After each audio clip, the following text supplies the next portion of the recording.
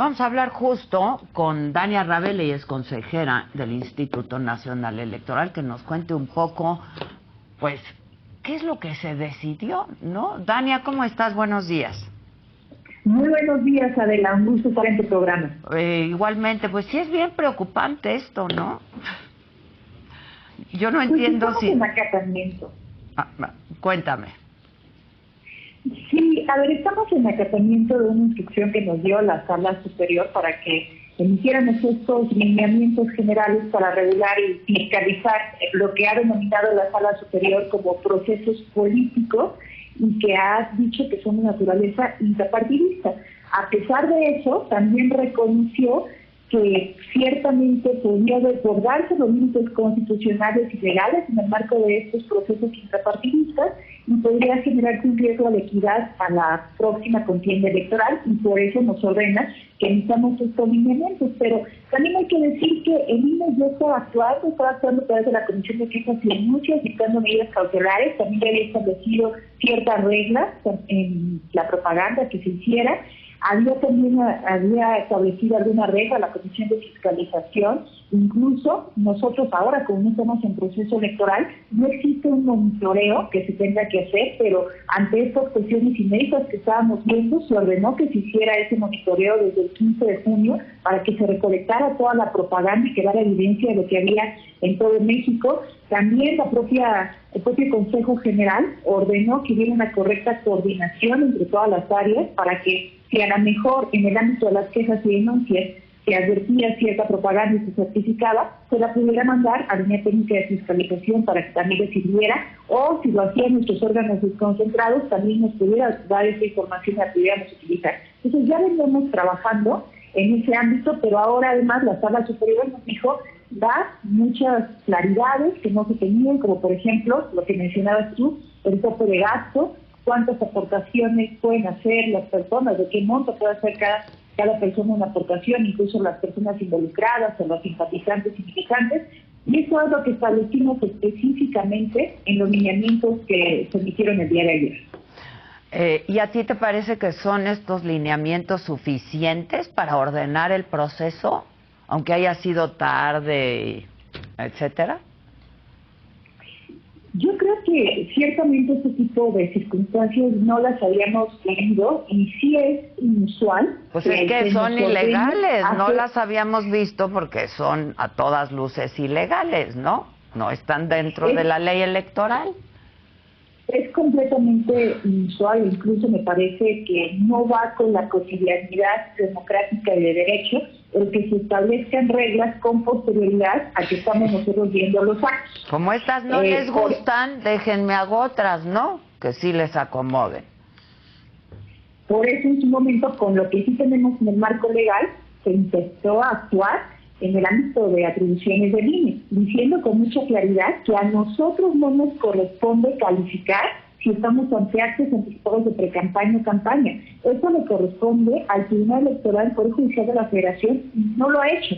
Entonces, lo único que podíamos hacer nosotros era tomar medidas preventivas y cosas que se vinieron haciendo a través de la Comisión de Quejas y Denuncias y a través de la Comisión de Fiscalización. Pero bueno, ahora la Sala Superior nos ordena que emitamos estos lineamientos y le demos cierta regularidad.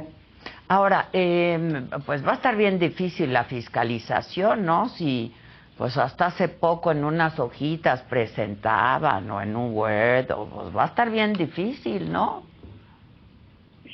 Yo creo que lo que hay que destacar aquí es que, como te decía, desde la Comisión de Fiscalización ya se había instruido que se empezara a recolectar toda esta información. Entonces, lo que nosotros hayamos recabado, incluso antes de la emisión de este acuerdo, de este lineamiento, también se va a contabilizar, porque ya se venía recabando esa información, y entonces lo único que va a ocurrir es que se va a destinar a lo mejor como gasto ordinario, se va a destinar como de pre-campaña y campaña según corresponde que va a clasificar, o en el marco de estos procesos políticos, como los denomina la Sala Superior, pero eso se tiene que contabilizar, y eso no es, a diferencia de lo que dijeron algunas voces, darle efectos retroactivos a esto, porque la obligación de rendir cuentas de los partidos políticos con los recursos públicos que se les dan es permanente. Ahora, tú votaste en contra del tope de gastos de 34 millones. ¿No te pareció adecuado? ¿Por qué? Me pareció excesivo, pero sí hay que reconocer algo. Justamente como esto no está normado, la verdad es que pues tratamos de tomar algunos parámetros de referencia para establecer este tope de gasto, y el parámetro que estableció la mayoría fue tomar como referencia el tope de gastos de precampaña que tendremos para esta elección, y a partir de eso establecer el equivalente al 40%. Para mí, un 25% era lo óptimo, lo cual prácticamente nos hubiera bajado este monto a la mitad, ¿no? Casi, entonces como unos 17 millones estaríamos hablando, y yo creo que para mí eso era más que suficiente, porque además hemos tenido, por ejemplo, un partido político en concreto que ha dicho que lo que les iba a dar de recursos a las personas participantes en su proceso eran 5 millones, entonces incluso eso era mucho más de lo que se ha manifestado públicamente, pero bueno, la mayoría votó diferente. ¿Se cortó o me escuchas? ¿Dania? Sí, ¿me escuchas? Sí. No, es que también, a ver, ya no me hace mucho sentido entonces, si ustedes fijaron este tope de gastos de 34 millones, que es el 40%, que tú piensas que hubiera sido mejor el 25%, en todo caso, pues no son los 5 millones que según esto va a gastar Morena, ¿no? O sea... Justo, ese fue uno de mis argumentos. Pues claro, Justo, entonces es lo que yo decía hace es, un rato, que no, ahora sí que no me vengan que con eso alcanza, ¿no? Justo decía, a ver, si están diciendo públicamente al menos uno de los partidos políticos que está involucrado en estos procesos internos incapacitarios, que lo que se les permitió gastar a las personas son 5 millones, establecer este tope de 17 hubiera sido, pero más que suficiente. Entonces, a mí, por eso los 34 millones me parecía francamente excesivo. Ahora, sí hay que decir también que hay algunas cosas que se establecieron en los lineamientos que se van a sumar a los gastos y que a lo mejor eso no lo tenían en el panorama, como pueden ser las encuestas. Incluso se está estableciendo que si encontramos encuestas que no hayan sido ordenadas por los personas participantes o los partidos políticos involucrados en estos procesos políticos, pero que sí se están difundiendo y se están utilizando como propaganda, también eso se les va a contabilizar. Ya, pero entonces déjame, a ver, mi pregunta iba en el sentido contrario, o sea, 5 millones les alcanzan.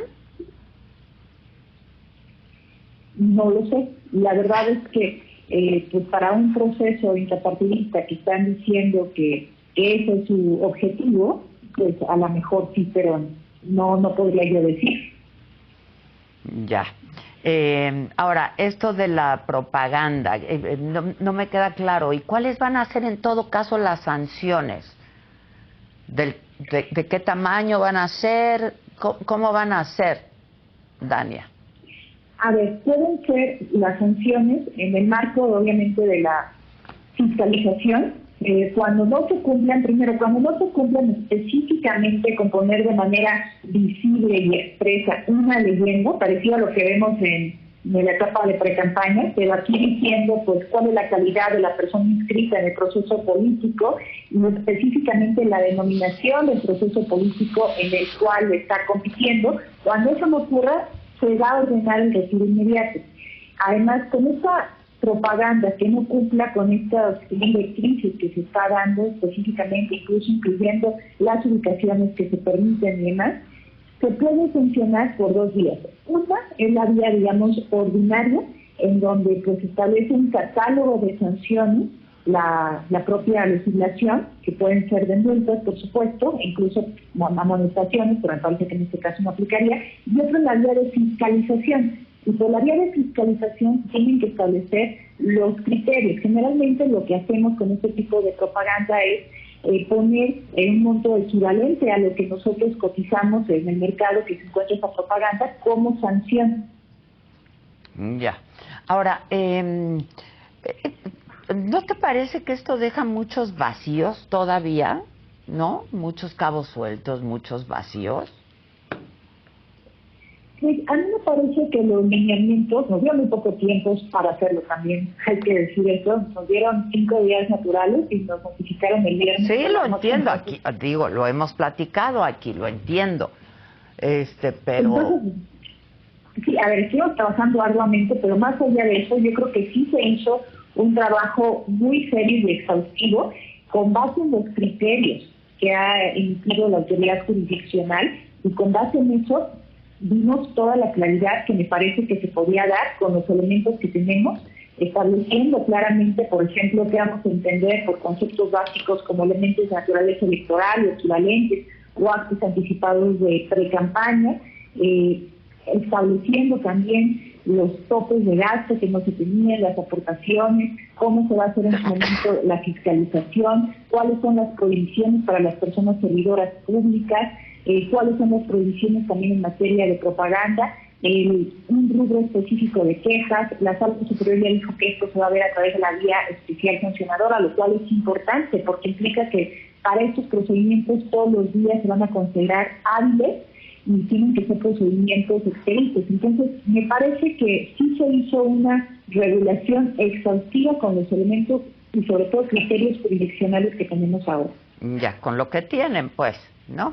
Ahora, Claudia Zavala, la consejera, dijo que pues habría que preguntarse si hay un compromiso genuino, ¿no?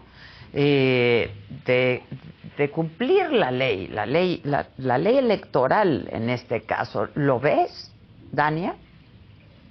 Siempre cuando estamos hablando de este tipo de cosas, específicamente en el marco de la democracia, se requiere mucha voluntad política también para cumplir.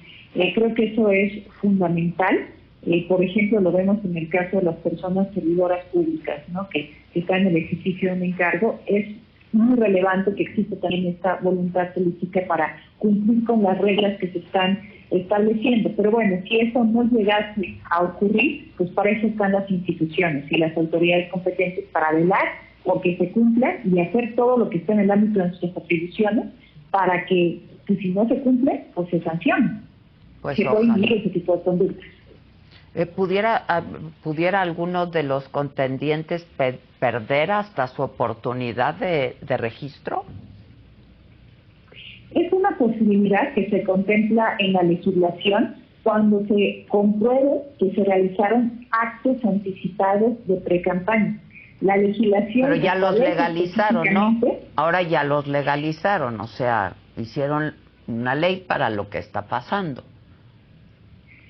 Primero, lo que te decía, falta el pronunciamiento de la Sala Superior, incluso por lo que estuvimos viendo antes de que hiciéramos estos lineamientos. Y segundo, aún con la existencia de estos lineamientos, si por ejemplo existe ya después de su emisión una propaganda que se diga que va a ser para, en el marco de estos procesos políticos internos de los partidos, pero que es proselitista, que está llamando a que se vote para que una persona sea candidata para la presidencia de la República, pues eso podría llegar a constituir actos anticipados, ¿no? Pero sí necesitamos, yo creo que ahí se ha habido una tardanza considerable, un pronunciamiento por parte de la autoridad jurisdiccional, del Tribunal Electoral. Sin duda del tribunal, ¿no? Sí. Híjoles, pues te agradezco por lo pronto mucho, Dania, por darnos esta explicación. Yo insisto, pues me parece que si hay como muchos vacíos o al menos mucho que no se alcanza a entender bien. Entiendo que fue lo que se les ordenó por parte del tribunal y bueno, falta que pase a la Sala Superior. Vamos a estar atentos y en contacto, si me lo permites. Muchas gracias. Gracias a ti, Adela. Muchas gracias. Buen día. Muchas gracias. Oigan, hoy a las 5 de la tarde